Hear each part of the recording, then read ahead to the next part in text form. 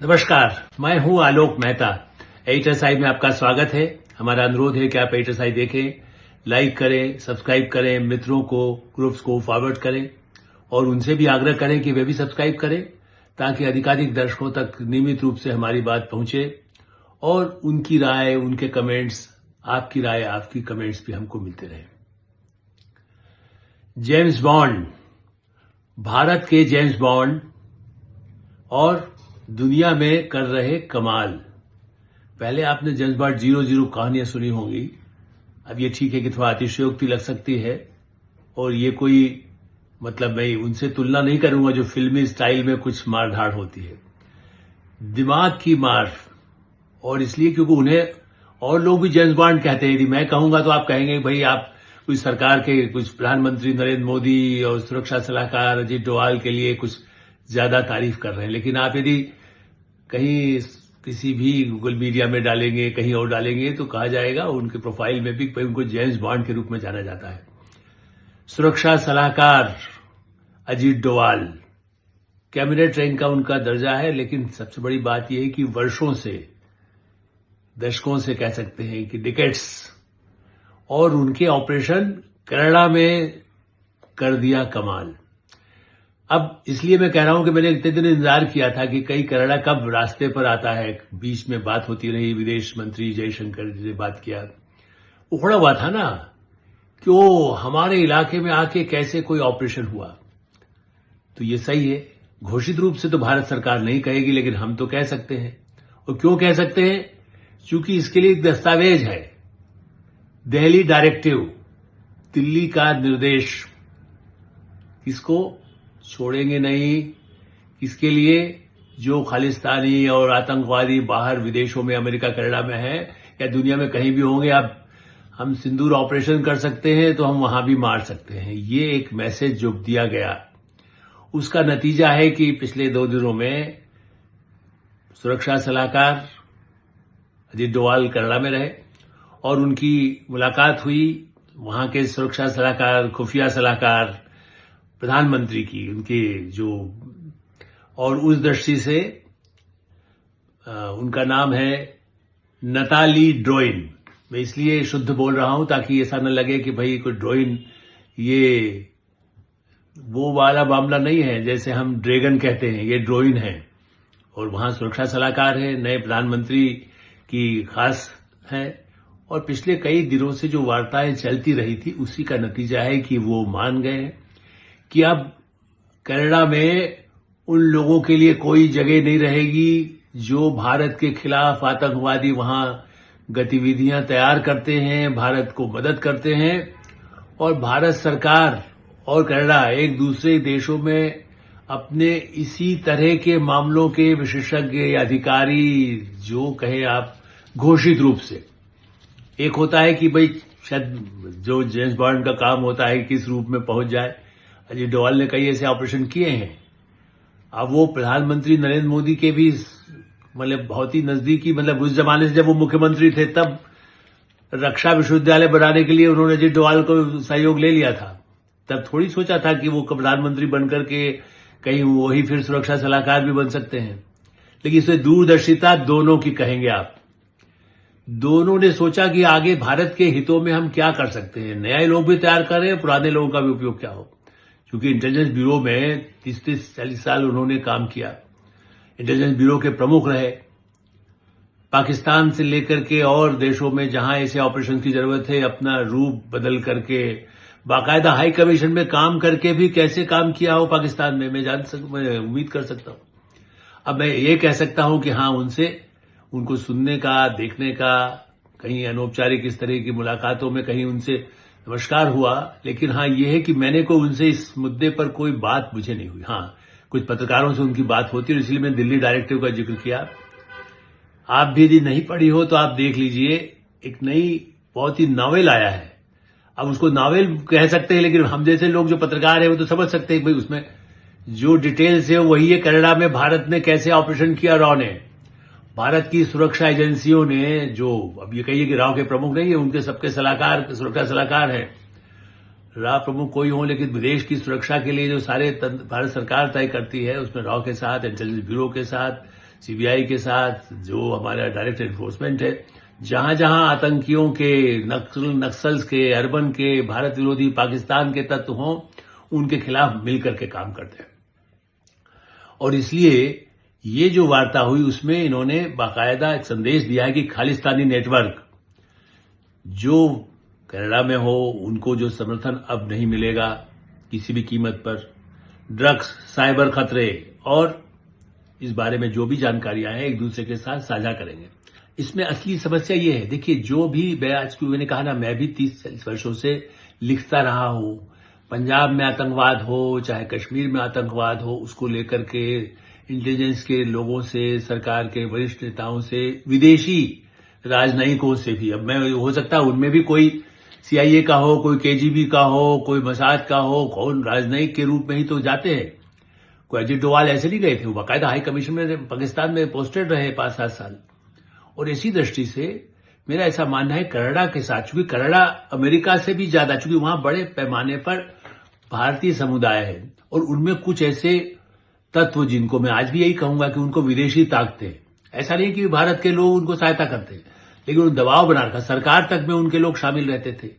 अब ऐसा मौका आया है जब एक ऐसी सरकार बन गई है जिसको आप ये कह सकते हैं कि जब हम उसको बात करेंगे तो मार्क कार्नी, अब मार्क कार्नी की सरकार आगे प्रधानमंत्री बने हैं, क्योंकि ट्रूडो साहब जब थे ना तो कितना नाटक उन्होंने किस तरह से प्रत्यक्ष अप्रत्यक्ष रूप से अपने स्वार्थों के लिए, राजनीतिक सत्ता में बने रहने के लिए खालिस्तान समर्थक को मंत्री तक बना रखा था।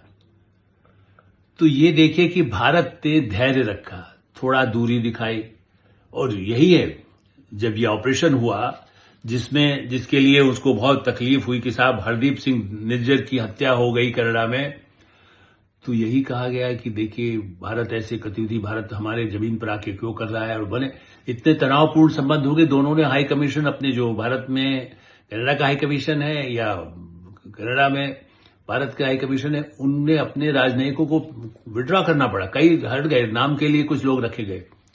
इतनी तरह जहां, जबकि कनाडा के साथ, चूंकि भारत की वहां की इकोनॉमी में, वहां की सोसाइटी में, वहां के ट्रेड में भारतीयों का योगदान उतना बड़ा है जो अमेरिका उसके बगल में होते हुए भी भारतीयों का योगदान उससे कम नहीं है, और इसीलिए उनमें से ही उसी समुदाय के आधार पर कोई मंत्री भी बन जाता है। लेकिन ये भूमिका कैसे बनी? प्रधानमंत्री नरेंद्र मोदी ऐसे सभी नेताओं, चाहे वो मलेशिया में, जब कल उन्होंने बात कही कि भाई मलेशिया के प्रधानमंत्री के साथ, हमारे जो राष्ट्रपति के साथ, उन सब लोगों के साथ हमारे ऐसे संबंध पहले भी रहे जब वो सत्ता में नहीं आए। ऐसे ही कनाडा में या अमेरिका में जो लोग सत्ता में नहीं होते उनके साथ भी संवाद, जब भी कोई ऐसा मौका मिलता है, भारत के विदेश मंत्री एस जयशंकर या सुरक्षा सलाहकार अजीत डोवाल या रक्षा मंत्री राजनाथ सिंह या गृह मंत्री अमित शाह, जिसको जहां ऐसे अवसर आते हैं जहां भारतीय हितों की सुरक्षा के हितों में, क्योंकि आतंकवाद से सबसे बड़ी लड़ाई तो भारत लड़ रहा है, और इसलिए भारत ने कनाडा को यही समझाया कि भाई देखिए आप जो कर रहे हैं ये आपके लिए भी नुकसानदायक है। ड्रग्स और ये हथियार आपके यहां, हमारा अभी 1 हफ्ते पहले आम आदमी पार्टी का ओबेरॉय, उसको ही आतंकी या अपराधी गिरोह ने मारा, लेकिन यदि आप कहें तो भारतीय तो मारा जाता है, बात की सहानुभूति है। तुम यदि एक तरफ कहते हो हमारे यहां के नागरिकों के अधिकार है, स्वतंत्रता के अधिकार है, तो इसलिए मैंने ये भूमिका इसलिए बताई कि सरकार जो कर रही है और जो प्रयास पिछले वर्षों के दौरान अजीत डोवाल साहब ने, भारत की सेनाओं ने, भारत के सुरक्षा तंत्र ने, भारत के रॉ ने, भारत के इंटेलिजेंस ब्यूरो ने जो काम किया है, उसके नतीजे अब अमेरिका कनाडा में समझ में आने लगे। जेम्स बॉन्ड पहले जो होता था खाली फिल्मों में होता था, और ऐसी ताकतों से लड़ना, यूं होता है भाई रूस में जाके कर लिया, ब्रिटेन में हो गया, वहां पर कुछ कर लिया, जो फिल्मों में आता था। आप देखते हैं यहां तो यह है कि दुनिया में कहीं भी होगा, भारत के ऐसे तंत्र विकसित किया गया है। मैं फिर कहूंगा ये सही है कि क्रेडिट जाती है अरेनकाओ को, मेरे पास उनके जो संस्मरण, उनके जीवनी पर लिखी किताबें हैं, ये सब उनको स्थापना में पहले संस्थापक रहे, लेकिन उस समय इतना विस्तार नहीं हुआ। एक समय ऐसा आया था जब 77 में मोरारजी देसाई साहब ने, प्रधानमंत्री थे, बड़ी इज्जत करते, वो भी गुजराती थे, वैसे ऐसा नहीं है। और जनता पार्टी जहां पर बीजेपी आज, जहां नरेंद्र मोदी जी बैठे हुए हैं, गुजराती है, अमित शाह गृह मंत्री हैं। मोरारजी देसाई ने खाली भारत की, उनकी चूंकि बड़ी शांति गांधीवादी थे, तो उन्होंने तो रॉ के 200-250 ऐसे लोगों को कम कर दिया था। अब वो ठीक है, उनके शांति की नीति के हिसाब से थी कि इनकी जरूरत नहीं, चूंकि उसका दुरुपयोग इंदिरा गांधी के सत्ता काल में हुआ था कि यहां भी कुछ ऐसे भारतीयों के बारे में भी कुछ यदि जानकारी सीआईए को लेकर के किससे क्या समझ, ऐसे कुछ आरोपों के कारण मोरारजी भाई को लगा। लेकिन जब अजीत डोभाल जी ने 2014 में जब ये दायित्व संभाला और प्रधानमंत्री नरेंद्र मोदी ने उनको पूरी छूट दिया, ठीक है आप पूरे तंत्र को ठीक करिए दुनिया में, चूंकि आपका पाकिस्तान का अनुभव है, आपको कनाडा का अनुभव है, आपको अमेरिका जो करता है उस सुरक्षा एजेंसियों के साथ आपका तालमेल है, तो आप इसको, जबकि वो रिटायर हो चुके थे आईबीसी, विवेकानंद फाउंडेशन चलाते थे, वहां मैंने उनके भाषण सुने। उन दिनों में मैं 2-4 बार मुझे जाने के मौके मिले जब उनके कार्यक्रम होते थे, और इसलिए तब भी चूंकि एक पत्रकार के नाते समय भी सीमित होता है, मैंने सुना उनको, लगता था कि हाँ ये तो बड़ी ही महत्वपूर्ण बातें भारतीय रक्षा के संबंध में, भारत की सुरक्षा के संबंध में, भारत के हितों के संबंध में, भारत के सामाजिक सांस्कृतिक संबंधों पर एक चिंता भी है, लेकिन उसकी चिंता दूरगामी है। चूंकि तो इंटेलिजेंस ब्यूरो में रहे थे, सुरक्षा व्यवस्था में रहे थे, तो वो भारत के हित लोकतांत्रिक होते हुए, लेकिन यदि कोई हमारे, तो हम उसको घुस के नहीं मार सकते। पहले तो होता था कहानियां, इसीलिए अब मैं वो बात कहूंगा। दिल्ली डायरेक्टिव जो किताब किसने लिखी है नॉवेल के फॉर्म में, बहुत अच्छे पत्रकार हैं। मैं दिल्ली में उनको, जब वो रिपोर्टर थे तब से मैं उनको जानता हूं, टाइम्स ऑफ इंडिया में, फिर इंडिया टुडे में रहे। अनिरुद्ध मित्रा, जिसकी चर्चा आपने पहले भी मेरे 1-2 कार्यक्रमों में पिछले महीनों के दौरान की होगी, जब उन्होंने इन्फोर्सर प्रशांत कुमार जिसको कहते हैं ना कि भाई शूटर, जहां भी ऐसे उत्तर प्रदेश में जहां ऐसे लोग थे उनका इनकाउंटर करने के एक्सपर्ट जो रहे प्रशांत कुमार, उन पर मैंने भी की थी, उस पर उन्होंने उनके जीवन पर, वो तो बिल्कुल सच्ची कहानियां बने, सच्ची घटनाओं पर आधारित उनका था। इस बार चूंकि रॉ से जुड़ा हुआ मामला था, जिसको आप ये कह सकते हैं कि उसको जो है उसके बारे में सीधे यदि नाम लिख करके तो नहीं कहा जा सकता था, चूंकि तो भारत सरकार और दुनिया के देशों के बीच में एक नई स्थिति पैदा होती है। चूंकि सीआईए की कहानियां पहले आती थी, केजीबी की कहानियां आती थी, कहानियां मतलब उपन्यास, मेरे पास कई किताबें रखी हैं, और शायद उन्होंने कैसे ऑपरेशंस किए, केजीबी ने कैसे किए, सीआईए ने कैसे किए, MI15 वो कैसे करता रहा है, तो इसी पहले लोगों ने लिखा जो वहीं पर काम करते। भारत में इस तरह से नहीं लिखा गया। वैसे विक्रम सूद है, कुछ और ऐसे सुरक्षा के तंत्र में रहे या दौलत, उन्होंने अपनी बातें लिखी, लेकिन उन्होंने बहुत गोपनीय बातों को या कैसे ऑपरेशन से उसकी डिटेल कहीं नहीं लिखी, खाली जनरल कैसे काम कर।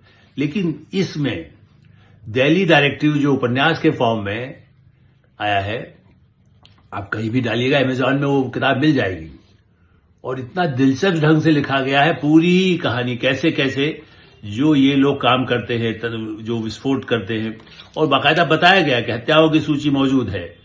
भारत ने नामों को सूची से धीरे धीरे जिसे हटाना शुरू कर दिया है, और कैसे संसद के गुप्त कमरे में ये तय हुआ कि इस निर्मम जो इस तरह के जो आतंकवादी है, इनको अब न्याय का इंतजार नहीं करना होगा। इनका न्याय क्या होगा? इनकाउंटर, यदि जरूरत होगी तो वो भी किया जाएगा।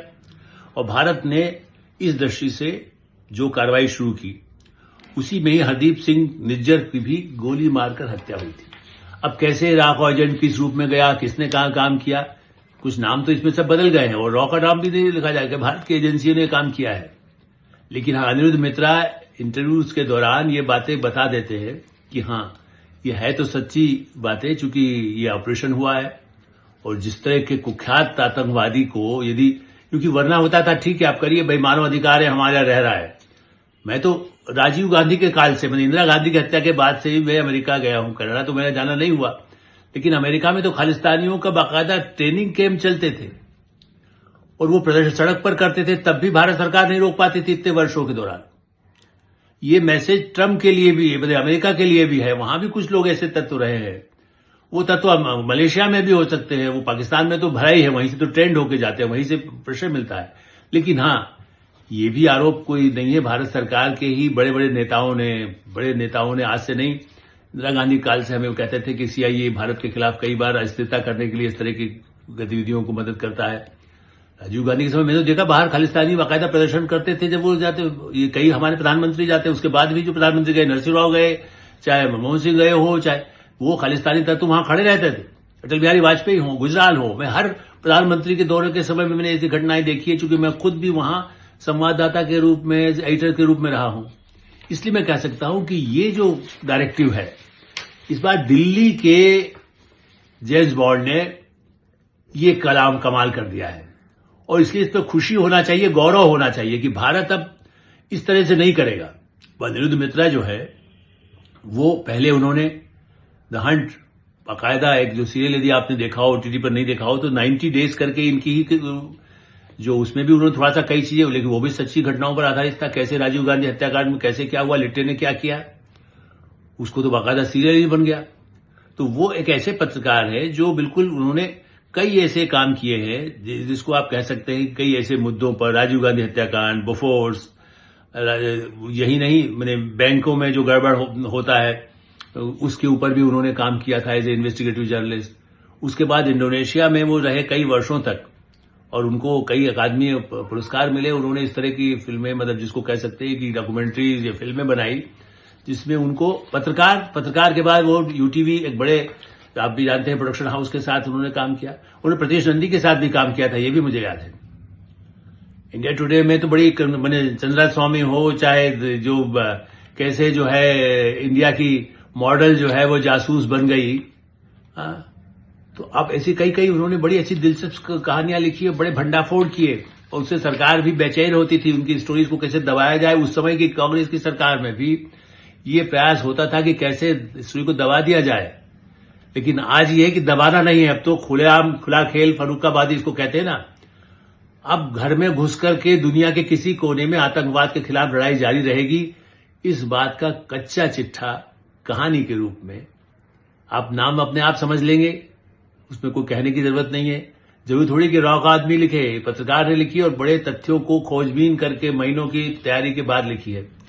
इसलिए मेरा आग्रह यही है, इसलिए नहीं कि मैं कोई किताब का प्रचार कर रहा हूं, मैं उस तरह के प्रोग्राम नहीं करता हूं जिसमें मेरा कोई व्यक्तिगत स्वार्थ हो। मैं देश के हित की बात करना, मुझे लगता है कि आपको असहमत हो सकते हैं, सहमत हो सकते हैं। जो बड़े गांधीवादी होंगे, यदि मैंने कहा मोरारजी भाई के समर्थक कोई हो तो वो कहेंगे भाई यार तो ऐसा नहीं करना चाहिए, या कांग्रेस को भी कोई तकलीफ हो सकती है, जो उनके भी कई, मैं ये भी जानता हूं, मैं फिर से एक आखिरी में कहूंगा कि ऐसे भी लोग थे जिनको कांग्रेस सरकार के समय में अमेरिका में भी प्रश्रय मिला, उनको तो ओवरसीज कांग्रेस वगैरह कहां उन लोगों ने उसके फायदे उठाए, बाद में भारत के खिलाफ गतिविधियां करते रहे।